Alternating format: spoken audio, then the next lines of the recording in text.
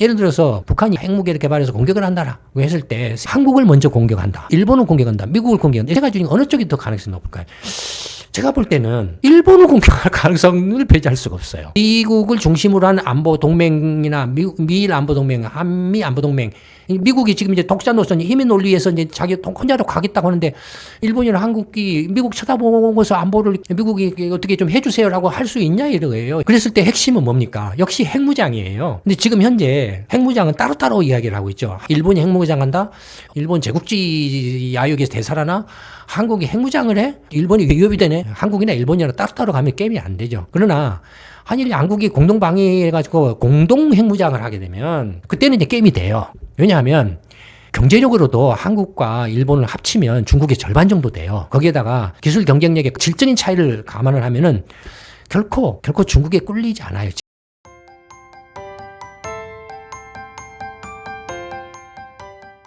트럼프 대통령이 스타일로 봤을 때 식물 대통령이 되지는 않을 가능성이 오히려 더 높다. 오히려 더 무리수를 더 자꾸 두어버리는 가능성이 높다. 근데 문제는 뭐냐면은 이른바 이제 팍스 아메리카나가 무너져버리고 새로운 이제 국제 질서, 이른바 미중 러 등 강대국의 힘의 논리에 의한 새로운 이제 패러다임이 형성되려고 한다 이거예요. 그런데 이게 이제 시간 문제로 보여진다. 앞으로 미국이 다시 뭐 예전처럼 팍스 아메리카나에서 민주주의 시장경제 가치관을 공유하는 동맹 중심으로 연대를 해서 가겠다라는 거야. 이제 이미 일시적이고 이제 더 이상 믿을 수가 없고 이미 미국 자체가 내부적으로 분열이 되어버렸기 때문에 이제 유럽연합, 일본이나 한국도 이제는 독자적인 대응 방안을 마련하지 않을 수 없는 또는 마련을 해야 된다라는 거예요. 만일의 사태에 대비해서 대응 방안을 이렇게 염두에 두고 있어야 된다는 그 시나리오를 만들어 둬야 된다는 거예요. 앞선 동영상에도 제가 말씀드렸지 않습니까?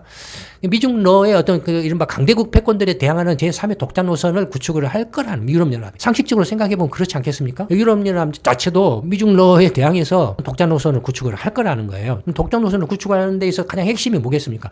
무엇보다도 안보에 확보를 하는 거죠. 그러면 안보의 핵심은 뭡니까? 핵무장이죠. 독자적인 핵무장을 할 거고 독자적인 무기 플랫폼을 구축할 거라는 거예요. 그 다음에 유럽연합이 지금은 이제 경제적으로나 군사적으로도 많이 지금 힘을 잃고 있는 상황에 있는데 그런 점에서 유럽연합 이 이제 이런 제3의 독자 노선을 구축하는 데 있어서 연합전선을 펼칠 거라고 본다. 이거 실제로 지금 그렇게 행동을 하고 있죠. 유럽연합이 영국이라든지 일본이라든지 캐나다, 호주, 한국 등과 경제동맹 또는 안보동맹을 결성을 하려고 할 거라는 거예요.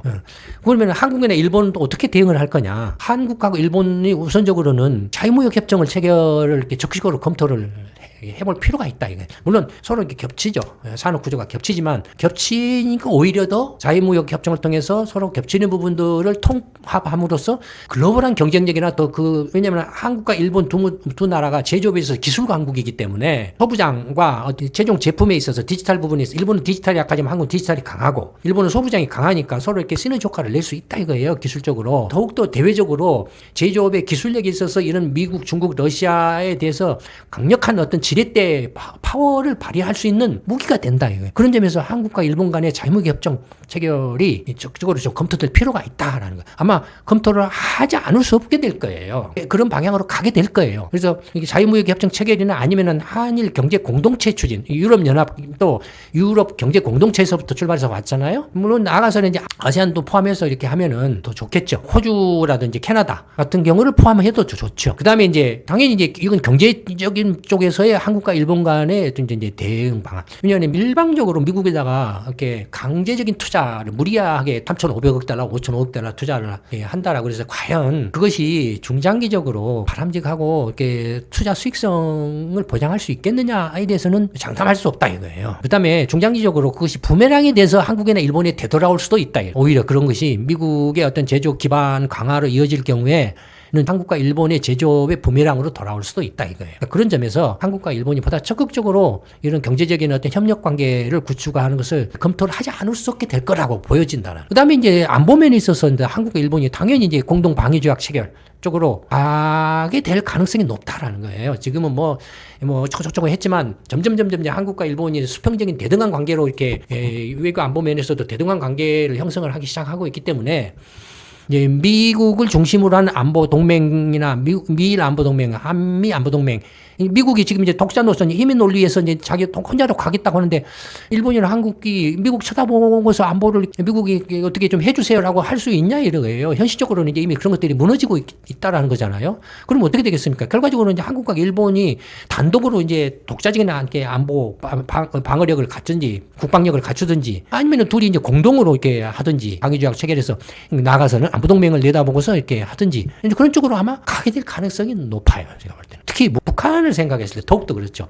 한국과 일본이 멀리는 뭐 중국 염두에 두지 않을 수가 없겠지만은 가깝게는 당장에는 북한이잖아요. 예를 들어서 북한이 핵무기를 개발해서 공격을 한다라고 했을 때 첫째는 남한을 공격한다. 두 번째는 일본을 공격한다. 세 번째는 미국을 공격한다. 이 세 가지 경우 수가 있을 수 있잖아요. 북한 입장에서 만약에 이제 이쪽 한반도에서의 긴장이 고조되었을 경우에 이제 뭐 트럼프 정권이라든지 뭐 그와 비슷한 정권이 앞으로도 탄생해가지고 뭔가 북한에 대해서 힘의 논리를 앞세가지고 북한 핵무기 너네 빨리 안 없애면 우리가 군사력을 공격을 할 거야. 막 더욱더 압박 수위를 높였을 경우에 북한이 할 수 있는 그 대응으로서는 어떤 경우가 가장 가능성이 높겠느냐. 근데 한국을 먼저 공격한다. 아니면은 일본을 공격한다. 미국을 공격한다. 이 세 가지 중에 어느 쪽이 더 가능성이 높을까요? 제가 볼 때는 일본을 공격할 가능성을 배제할 수가 없어요. 왜 그러냐면은 만약에 이제 예를 들어 미사일을 쐈는데 미사일이 일본에 떨어졌다거나 일본을 공격했다고 치자고요. 그러면은 일본이 공격을 받았어요. 그러면은 어떻게 이제 하겠습니까? 일본이 반격을 할 거 아니겠습니까? 북한한테 반격을 할 것 아니겠습니까? 반격을 하는데 어떻게 반격을 할까요? 한반도를 경유해서 반격을 할까요? 한반도를 이렇게 경유하지 않고 빙 돌아가지고 저쪽 동해 쪽 넘어가가지고 반격을 할까요? 일본이 또 북한에 대해 미사일을 쏜다라고 했을 때 한반도 영공을 이렇게 경유를 해서 미사일을 쏠까요? 아니면 한반도 영공을 경유를 하지 않는 쪽으로 해서 미사일을 쏠까요? 어느 쪽을 통해서 쏠까요? 그 다음에 주일 미군은 어떻게 할까, 만약에. 그 다음에 주한 미군은 어떻게 대응을 할까요? 북한이 일본이 미사일을 쐈을 때 주일 미군은 당연히 이제 그 미일 안보동맹에 의해서 반격을 하겠죠. 일본 자위대하고 이렇게 공동으로 반격을 하겠죠. 그랬을 때 주한미군은 어떻게 될까요? 그냥 가만히 있을까요? 아니죠. 그러니까 필연적으로 북한이 일본을 공격을 했을 때 한국도 일본의 반격에 동참을 안 필연적으로. 근데 일본이 반격을 하게 되면 어떻습니까? 지금 안 그래도 중일 관계가 지금 만약에 북한이 한국을 공격을 하게 되면은 중국이 북한을 자제시킬 수도 있어요. 한국과의 관계를 고려를 해서. 근데 북한이 일본을 공격을 했다라고 하면 중국 입장에서 일본의 관계가 악화되어 있는데 북한을 자제시킬 수도 있지만 한편으로는 오히려 북한을 지원할 수도 있죠. 중국 입장에서. 항일투쟁 뭐 이렇게 예전에 중일전쟁 때 당했던 것에 대한 보복으로 할 수도 있죠.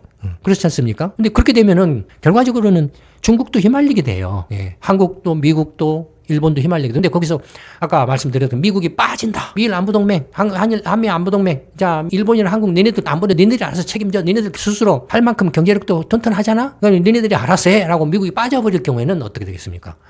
일본이 공격을 받아서 북한이 반격을 한다면 한국이 야 우리는 영공이나 땅을 통해서 가지 마 그렇게 하겠습니까? 말이 안 되죠 사실은. 그러면은 결과적으로 한 가지가 되죠. 일본이 이제 한국을 이제 봉쇄를 하겠죠. 그렇지 않습니까? 한국이 밖으로 나가는데 봉쇄당하죠. 거의 일본이 둘러싸여 있잖아요. 오키나와까지 쭉 해가지고 둘러싸여 있잖아요. 그렇잖아요. 그러니까 만약에 지금 그 미국이 이제 이른바 힘의 논리를 앞세워 제국주의적 패권을 이렇게 내세운다. 강대국 논리를 앞세워가지고 이렇게 한국이나 일본한테도 니네들 안보는 니네들이 책임져라고 했을 때는 결과적으로는 지금 중국이나 미국의 이제 이른바 G2 러시아에 둘러싸여 있는 이 동북아 지역에 있어서는 일본과 한국의 시간이 갈수록 안보 공동체가 되지 않을 수 없는 구도로 가지 않을 수 없게 된다라는 거예요. 구조 자체가. 그렇지 않겠습니까? 그러니까 결과적으로는 공동방위 조약을 체결할 가능성이 높아진다라는, 그렇게 될 가능성이 높다라는 거예요. 그랬을 때 핵심은 뭡니까? 역시 핵무장이에요. 근데 지금 현재 핵무장은 따로따로 이야기를 하고 있죠. 한국이 핵무장한다? 일본이 핵무장한다? 일본이 핵무장하면 또 이게 일본 제국주의 야욕에서 대살하나? 한국이 핵무장을 해? 일본이 위협이 되네? 따로따로 하게 되면은 서로가 이게 핵무장을 할 수. 근데 사실은 한국이나 일본이나 중국, 북한, 러시아 같은 핵무장한 국가들이 둘러싸여 있잖아요. 또 그로부터 압박을 받고 있잖아요. 그렇지 않습니까? 경우에 따라서는 뒤에는 미국이 또 핵 버티고 있잖아요. 그러니까 모조리 핵을 갖고 있는 나라에서 지금 둘러싸여 있잖아요. 그렇지 않습니까? 그러니까 그런 경우에 한국 따로, 일본 따로? 그 게임이 안 되죠. 한국이나 일본이나 따로따로 가면 게임이 안 되죠. 그러나 한일 양국이 공동방위해가지고 공동 핵무장을 하게 되면 그때는 이제 게임이 돼요. 왜냐하면 경제력으로도 한국과 일본을 합치면 중국의 절반 정도 돼요. 경제력으로도. 거기에다가 기술적인 어떤 질적인 차이, 기술적 어떤 강점, 기술 경쟁력의 강점, 질적인 차이를 감안을 하면은 결코 중국에 꿀리지 않아요. 지금 현재 상태에서. 그러니까 그런 점을 감안을 했을 때 한국과 일본은 동북아 지역에 있어서 경제적으로나 군사 안보적으로 미국, 중국, 러시아라는 이 강대국들의 어떤 힘의 논리를 앞세운 패권의 틈바구니 속에서 가면 갈수록 경제 공동체, 안보 공동체로 가지 않을 수 없게 될 거다라는 거예요. 만약에 서로 따로따로 가게 되면 둘 다 자멸하거나 붕괴될 거라는. 그 다음에 앞에서도 말했던 유럽연합이나 영국이나 호주, 캐나다와 같이 제3민 세력과의 경제안보 동맹을 이렇게 결성하는 쪽으로 이렇게 간다. 그래서 동북아 지역에서 한국과 일본이 공동으로 경제와 외교 안보면에 있어서의 새로운 제4의 축을 형성을 해야 된다는. 일본 따로 한국 따로는 절대로 제4의 축을 형성할 수가 없어요. 한국과 일본이 공동으로 했을 때만 그게 가능해요. 또 그런 방향으로 가지 않을 수 없게 될 거예요. 주요 환경에 의해서 몰려갈 수밖에 없을 거예요. 그다음에 한국과 일본이 양국 간의 관계도 수평적인 관계이고 그다음에 세대 교체가 일어나고 있어요. 과거 제국주의 시대의 세대들이 이제 끝나고 사망을 해 평균 수명이 다 해가지고 이제 끝나고 전후에 이른바 이제 새로운 세대들이 젊은 세대들이 오면서 한국과 일본 간의 거리감이 거의 이제 많이 없어지고 있어요. 그리고 가면 갈수록 그런 거리감은 없어질 거예요. 역사적인 어떤 거리감이나 감정이나 이런 문제들이 거의 이제 해소돼. 그런 것들이 어떤 차지하는 비중이나 중요도가 동북아 지역에서 북한이나 러시아나 중국의 위협, 그다음에 미국의 보이지 않는 어떤 제3의 방관자 그런 것들에 비해서는 훨씬 비교할 수 없을 정도로 이렇게 비중이 적다 이거예요. 그런 것들이 이제는 수평적인 대등한 관계에 있어서의 경제적 안보, 외교 안보적 공동체 를 형성해서 제4의 어떤 축으로서 미중 그다음에 유럽연합 그다음에 한일 중심으로 거기에 이제 나아가서 이제 캐나다라든지 호주 또는 아세안까지는 이제 확장하면 되는 거죠. 한국과 일본이 중심이 돼서 확장을 하면 되는 거죠. 오늘은 이제 그 트럼프 리스크에 대해서 말씀을 드려봤습니다. 여러분들은 어떻게 생각하세요? 이제 제가 말씀드렸던 이슈들을 중심으로 해서 한번 생각을 해보시기 바랍니다. 오늘 말씀 이걸로 마치도록 하겠습니다. 감사합니다.